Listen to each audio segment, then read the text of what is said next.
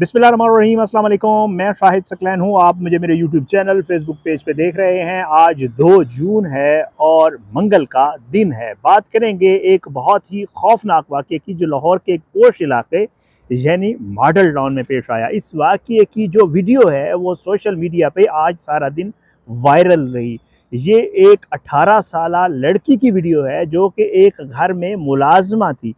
वो अपने वीडियो बयान में ये बता रही है कि उस घर में रहने वाले एक दरिंदे ने, जो कि उस घर की मालकन का बेटा था, जो कि शादीशुदा शख्स था, उसने मुबैना तौर पर इस लड़की को ज़्यादती का निशाना बनाया और फिर उसके बाद इस मामले को देखते हुए उस लड़की को उस घर के मुलाजिम ने ब्लैकमेल किया, जो कि ड्राइवर था, और उसने भी फिर इस लड़की को ज़्यादती का निशाना बनाया।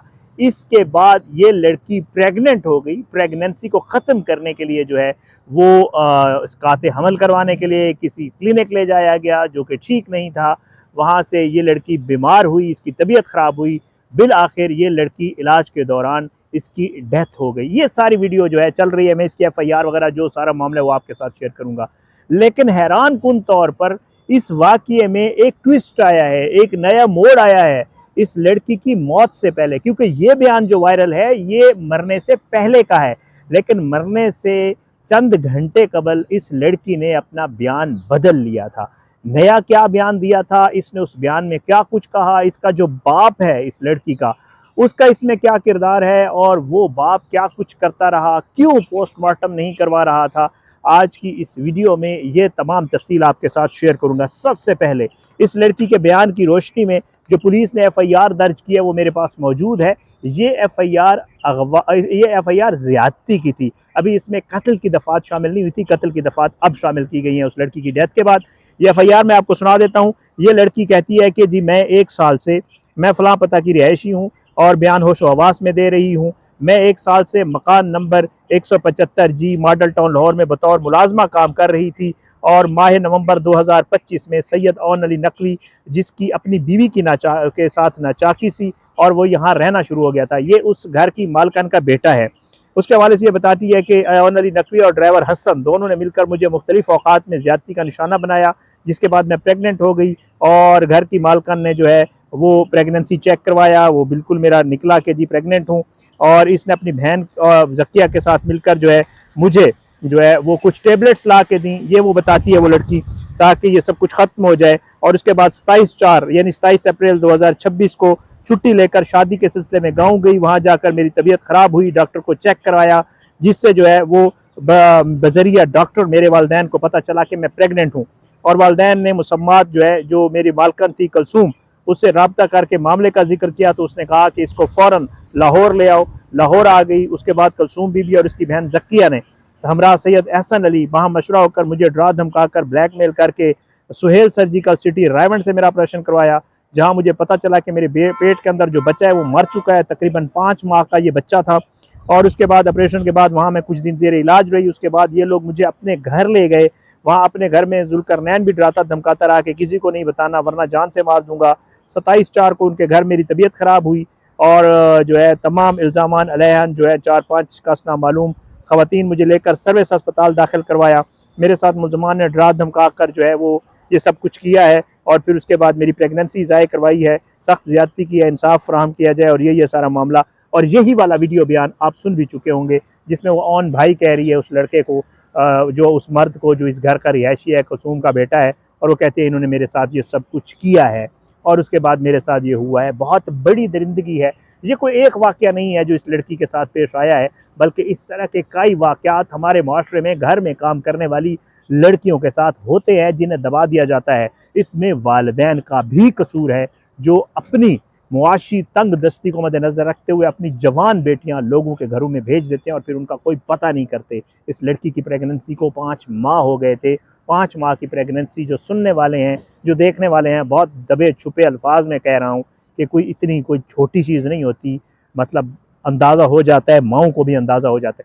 बहरहाल ये सारा मामला हो गया, लेकिन इसमें एक ट्विस्ट आया है, इसमें एक मामला और तब्दील हुआ है, और वो ये है कि हैरान कुन तौर पर इस लड़की ने मरने से पहले जो है वो एक बयान पुलिस को रिकॉर्ड कराया है। इस वीडियो के बाद, जो वीडियो आप देख रहे हैं, या इस FIR जो काटी है इसके बाद, इस लड़की ने बयान रिकॉर्ड करवाया और इसने उस बयान में ये कहा है कि मेरे साथ जो ज्यादती की है वो सिर्फ ड्राइवर हसन ने की है और इस ड्राइवर को जो है वो मेरी मालकन ने निकाल दिया था, उसे घर से फारिग कर दिया था इस सारे काम के बाद।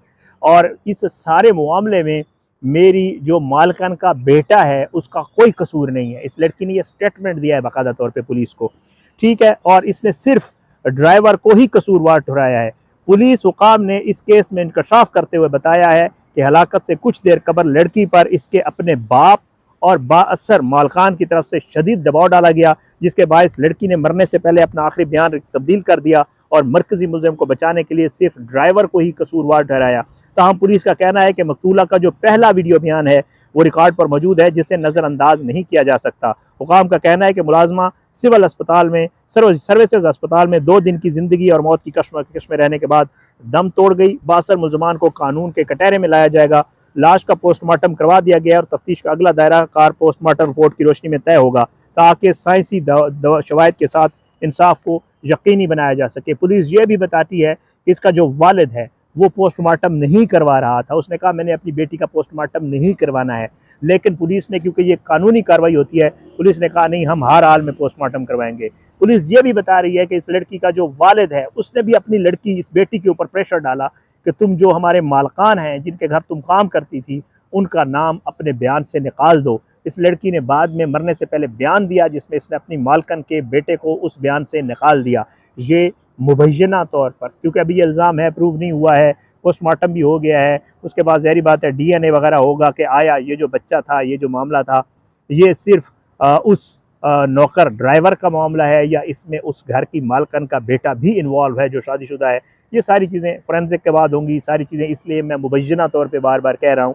लेकिन इस लड़की के साथ ज़्यादती हुई, जुल्म हुआ, उसकी मौत हुई। इसके FIR जो ज़्यादती की थी उसमें मौत की दफ़ात भी अब शामिल कर ली गई हैं। पुलिस ये यकीन दिला रही है कि मामला जो भी हुआ उसको इन्वेस्टिगेट करके प्रॉपर जो है इसका केस तैयार किया जाएगा, चालान तैयार किया गया और जो भी इन्वॉल्व हुआ उसको करार वाकई सज़ा दी जाएगी। मैं दुआ करता हूँ कि पुलिस की ये जो बात है ये सच साबित हो, क्योंकि हमने बहुत सारे केसेस में अक्सर देखा है, मैं आपको रिपोर्ट करता रहता हूँ कि जो बाअसर लोग होते हैं वो इन मामलात से निकल जाते हैं और इस मामले का मुद्दा किसी किसी कमज़ोर मुलाजिम या किसी ऐसे शख्स के ऊपर डाल दिया जाता है जो कि बाद में पकड़ा भी जाता है, जिसको बाद में ये फिर छुड़वा भी लेते हैं, सुलह भी हो जाती है और बहुत सारे ऐसे मामलात हो जाते हैं। बहरहाल इस सारे मामले में जहाँ इस लड़की के साथ जुल्म हुआ है वहाँ इस लड़की के साथ इसके वालिद ने भी जुल्म किया है। इसके वालिद को भी कसूरवार ठहराया जाना चाहिए। एक तो इसने इस लड़की को वहाँ छोड़ा, फिर उसके बाद लड़की के साथ ये जब सब कुछ हुआ तो उसके बाद लड़की का, पुलिस खुद कह रही है, मैं नहीं कह रहा हूँ, पुलिस कह रही है कि इसके वालिद ने जो है बयान तब्दील करने के लिए लड़की के ऊपर दबाव डाला। ऐसे वालिदैन भी इस दुनिया में मौजूद हैं जो कि पहले उस बेचारी की कमाई खाते रहे और फिर उसके बाद जब उसकी मौत हुई तो मरने से पहले उससे बयान भी तब्दील करवाया। ये भी हमारे मुआशरे की एक बहुत ही घिनौनी हकीकत है, बड़ा अफसोसनाक वाक़या था। मैं आज सुबह से ये वीडियो सोशल मीडिया पे वायरल है, आपने भी देखी होगी, वीडियो आप देख चुके हैं, सुन चुके हैं, मैं नहीं लगाता होता, सीधी सी बात है, दिल ख़राब होता है ऐसी चीज़ें देख के, बंदा बर्दाश्त ही नहीं कर पाता कि हमारे मुआशरे के जो जिनसी दरिंदे हैं वो इतने पागल हो चुके हैं, उनके दिमाग पे हवस इतनी सवार हो चुकी है या उनके जो है मामलात इतने ख़राब हो चुके हैं कि वो बिल्कुल भी काबू में नहीं आ रहे। आल्दो CCD इलाज कर रही है, CCD ऐसे दरिंदों का इलाज कर रही है, लेकिन फिर भी ये बाज नहीं आ रहे। बहरहाल ये केस भी लोग सोशल मीडिया पे रख रहे हैं, लिख रहे हैं कि ये केस भी CCD का ही है और CCD के हवाले किया जाए। पता ये चला है कि ये केस अब स्पेशल इन्वेस्टिगेशन यूनिट के हवाले हो गया है और वो इसके ऊपर अब मज़ीद तफ्तीश भी कर रहे हैं, इस केस को सॉर्ट आउट करने की कोशिश कर रहे हैं, इस केस की मज़ीद जो हक़ाइक़ हैं वो भी सामने लाने की कोशिश कर रहे हैं। दुआ करें, मैं भी करता हूँ, आप भी करें। मैंने आवाज़ उठाई है, मैंने इस पर वीडियो की है, आप भी इसके ऊपर आवाज़ उठाएँ और उस लड़की को जो इस दुनिया से चली गई है इंसाफ दिलवाएं। उसका जो भी मुजरिम है उसको ज़रूर सज़ा मिलनी चाहिए। अभी ये केस पुलिस इन्वेस्टिगेट कर रही है, जो भी हक़ाइक़ में मुलजिम सामने आए जिसने ये सब जुल्म किया है उसको सज़ा मिलनी चाहिए। दुआ है अल्लाह रब्बुल इज़्ज़त जो है वो हम सबको अपने ज़मान में रखे, अल्लाह हम सब पे अपना रहम करम करे। इजाज़त दें, इंशाअल्लाह अगली वीडियो में मुलाकात ज़रूर होगी, लेकिन बशर्ते ज़िंदगी आखिर में दुआ करेंगे अल्लाह हमारे मुल्क का हामी नासिर हो, इसके खिलाफ साजिशें करने वालों को नेस्तो नाबूद करे, अल्लाह ज़ालिमों को इबरत का निशान बनाए, मज़लूमों को इंसाफ मिले। अपने दुआओं में याद रखिएगा, इंशाअल्लाह अगली वीडियो में मुलाकात ज़रूर होगी, लेकिन बशर्ते ज़िंदगी। पाकिस्तान ज़िंदाबाद। अल्लाह हाफ़िज़।